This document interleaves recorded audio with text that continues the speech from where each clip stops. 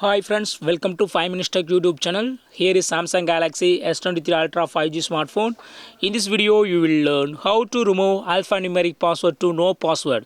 That is, I wish to remove completely alphanumeric password from my phone. So, what I do?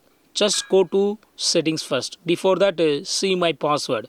I have set password to Gerolina 24. Okay, this is my current alphanumeric password. I would like to remove this password. Okay, what I got to do is go to the settings of your phone first, then go to lock screen, then go to screen lock type and enter your current password for confirmation, that is Gerolina 24, and click on continue.